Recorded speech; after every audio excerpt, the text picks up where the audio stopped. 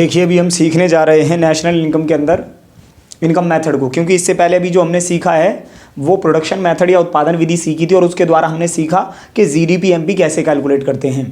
और GDP MP calculate करने के बाद आप नेशनल इनकम से रिलेटेड कोई भी कॉन्सेप्ट आसानी से कैलकुलेट कर सकते हैं। और अभी जो हम सीखने जा रहे हैं वो सीखने जा रहे हैं आय विधि या इनकम मेथड के द्वारा जीडीपी एमपी कैसे कैलकुलेट करते हैं या नेशनल इनकम कैसे कैलकुलेट करते हैं। ज़रा देखेंगे कुछ कॉन्सेप्ट को नेशनल इनकम के अंदर।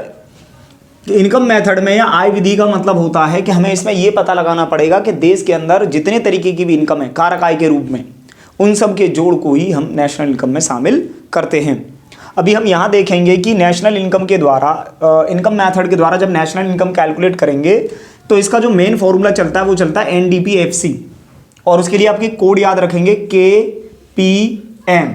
अब इसको हम डिटेल में समझेंगे KPM का क्या मतलब होता है। K का मतलब है यहाँ पर कर्मचारियों का पारिश्रमिक, यानी कि कर्मचारियों को कितनी सैलरी मिलती है, और P का मतलब होता है प्रचालन अधिशेष, यानी उनको प्रॉफिट के रूप में कितना पैसा मिल रहा है, और M का मतलब है मिश्रित आय। तो इसीलिए बन गया K मतलब कर्मचारियों को पारिश्रमिक, P मतलब प्रचालन अधिशेष और M मतलब मिश्रित आय। ये तीनों जब जुड़ते हैं, जब तीनों को जुड़ने पर आता है NDPFC, और जब हमारा ये NDPFC आ जाएगा तो उसी से हम GDPMP आसानी से निकाल सकते हैं। किस तरीके से कि जो भी NDPFC की वैल्यू आएगी उसमें टैक्स यानी NIT प्लस मूल्य राशि दोनों ऐड करने के बाद हमारी NDPFC की वैल्यू GDPMP की वैल्यू आ जाएगी, और इसके बाद हम कोई भी कंटेंट आसानी से कैलकुलेट कर सकते हैं। तो फिलहाल अभी इसे हम डिटेल में समझते हैं कि कैसे ये वैल्यू कैलकुलेट की जाती हैं। अभी यहाँ पर हमने सीखा कि जो K पॉइंट हम बोलते हैं उसका मतलब होता है कर्मचारियों का पारिश्रमिक, और ये पारिश्रमिक अगर डायरेक्टली दिया है तो ठीक है, नहीं तो इनके रूप में ये 4 पॉइंट इसमें शामिल होते हैं जब जाकर के ये बनता है। कर्मचारियों को पारिश्रमिक में क्या क्या शामिल है, जैसे नगद वेतन यानी उसको कैश सैलरी कितनी मिलती है वो पैसा शामिल हो जाता है इसमें। किस्म के रूप में भुगतान, यानी कि सैलरी के अलावा उसको स्टॉक के रूप में, मटेरियल के रूप में, कुछ भी एसेट्स के रूप में कुछ भी मटेरियल दिया गया है तो वो भी उसकी सैलरी का हिस्सा होता है, वो भी उसमें जुड़ जाता है। नियोजक का योगदान, यानी मालिक ने उनकी सिक्योरिटी के लिए कुछ पैसा अलग से उन्हें योगदान के रूप में दिया है तो वो पैसा उसमें जुड़ता है। और सेवानिवृत्त पेंशन, रिटायरमेंट की उन्हें पेंशन मिल रही है, वो भी उनकी सैलरी का हिस्सा होता है। तो कुल मिलाकर के सैलरी का हिस्सा होता है। इन सारी चीज़ों को जोड़ने पर कर्मचारी को पारिश्रमिक बनता है। जैसे ये अलग अलग भी हमें दिए तो इन सबको जोड़ने पर ये वैल्यू आएगी। जैसे यहाँ पर मैंने लिखा है ये 2000 उसको नगद वेतन मिलता है, किस्म के रूप में भुगतान 100 रुपये मिलता है, ये 500 और ये 400, कुल मिलाकर के ये 3000 रुपये इसको मिले हैं। दैट मीन्स ये सारी की सारी वैल्यू इसमें शामिल हैं। अगर कभी ऐसा हुआ कि ये वैल्यू नहीं दे रखी डायरेक्टली, ये सब दिए गए हैं, तो इनको आप जोड़ोगे जब जाकर के वैल्यू बनती है। दैट मीन्स ये सारी वैल्यू जुड़ेंगी तब जाकर के कर्मचारी को पारिश्रमिक बनता है। और अगर सवाल में कर्मचारी को पारिश्रमिक डायरेक्टली आपको 3000 दे दिया तो फिर इन्हें अलग से जोड़ने की जरूरत नहीं है, डायरेक्टली वही वैल्यू लिखी जाएगी। इसके बाद K के बाद हम आते हैं P पर, प्रचालन अधिशेष। प्रचालन अधिशेष मतलब होता है ऑपरेटिंग इनकम या प्रॉफिट कितना है हमारा। इसमें 3 चीजें शामिल करते हैं, लगान, ब्याज और लाभ। ये तीनों के रुपए जब जुड़ते हैं जब जाके प्रचालन अधिशेष बनता है। अगर सवाल में प्रचालन अधिशेष डायरेक्टली हमें दिया हुआ है तो इसका मतलब इन्हें हमें अलग से जोड़ने की जरूरत नहीं है, और अगर नहीं है तो ये हमें जोड़ने पड़ेंगे। लगान हो, ब्याज हो, ये पैसे जुड़ेंगे और लाभ के पैसे भी जुड़ेंगे। लाभ के बारे में भी आप छोटी सी बात याद रखिए, अगर लाभ के पैसे आपको डायरेक्ट दिए तो ठीक है, नहीं तो ये इस रूप में लाभांश, निगम लाभ कर या अवितरित लाभ के रूप में दिए जाते हैं। यहां पर एक छोटी सी बात और आप ध्यान रखेंगे कि अवितरित लाभ को निगम बचत या प्रतिधारित आय के रूप में भी जाना जाता है। मतलब आपको बुक में ये मिलेगा तो इस नाम से भी मिल जाएगा। तो दोनों बातों का मतलब एक ही है।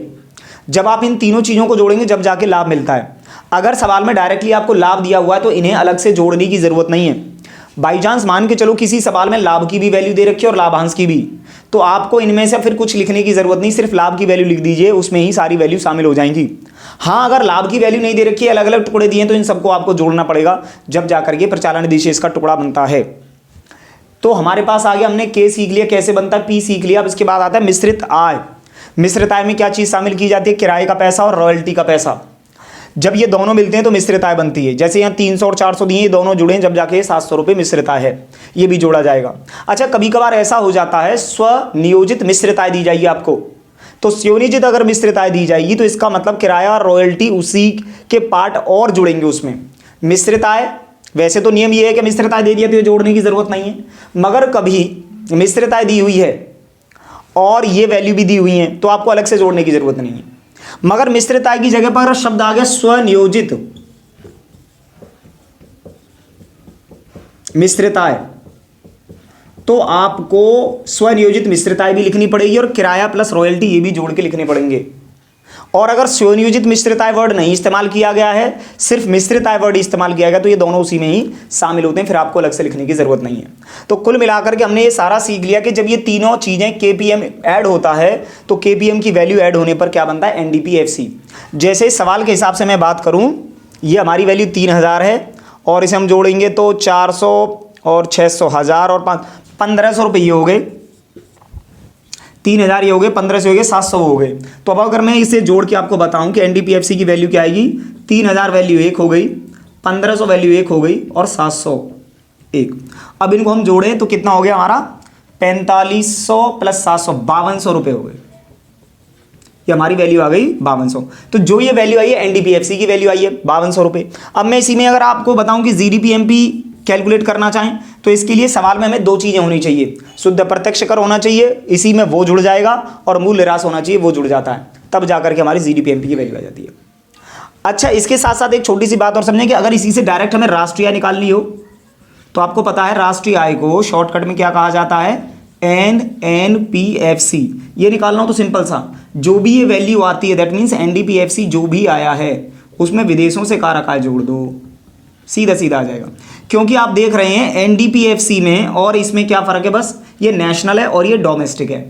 नेशनल बनने का मतलब ही विदेशों से कारक आय जुड़ जाएगी इसमें, तभी जाकर के राष्ट्रीय आ जाएगी। तो इस तरीके से हम इनकम मेथड के द्वारा भी नेशनल इनकम को कैलकुलेट कर सकते हैं या जीडीपीएमपी को कैलकुलेट कर सकते हैं। और जब हम जीडीपीएमपी कैलकुलेट कर लेते हैं तो इसका कोई भी कंटेंट जो हमने सीखे थे, जीएनपीएमपी, एनडीपीएमपी, कुछ भी निकाल सकते हैं आसानी से। तो इस तरीके से हम कोई भी वैल्यू कैलकुलेट कर सकते हैं। उम्मीद करता हूं ये पूरा का पूरा कॉन्सेप्ट इनकम मेथड के अंदर आपको समझ आया होगा। इसके बेस पर आप कोई भी सवाल आसानी से कर सकते हैं। So thank you very much.